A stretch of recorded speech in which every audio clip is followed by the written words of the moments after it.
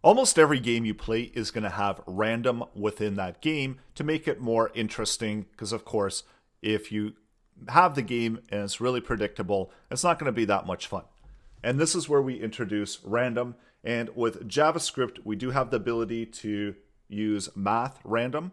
And what that does is that's going to return back a random value anywhere from 0 to 1 within your JavaScript.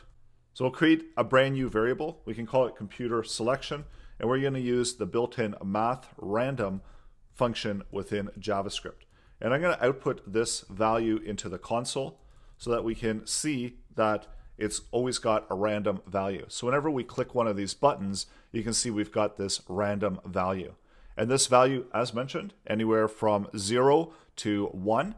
So we can know that 33% chance of selecting rock, 33 for paper, and 33 for scissors. So using this formula, we can determine what the computer is going to select. So taking that value of computer selection, we're going to check to see if it's less than 0.34. So that's roughly around a third chance of the computer selecting that value.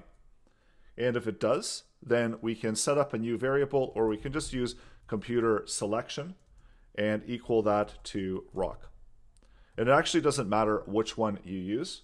Using else if, so another condition, we're going to check to see if computer selection is less than or equal to 0.67.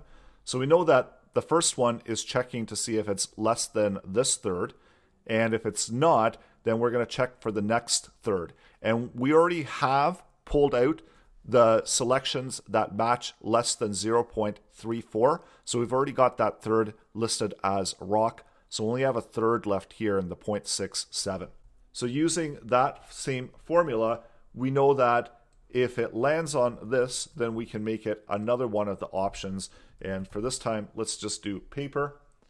And if none of that criteria matches, if computer selection, it doesn't meet any one of these, then we're going to simply select computer selection to scissors, and this will give us roughly around a 30% chance, a 33% chance on any one of these items for the computer selection. So I'm going to take that computer selection, I'll move it down here, and we know that the user has the inner text, so that one is selected by the user, and the computer selection is going to be at random.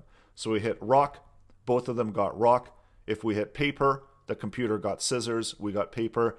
If we pick scissors, then we know that the computer got paper.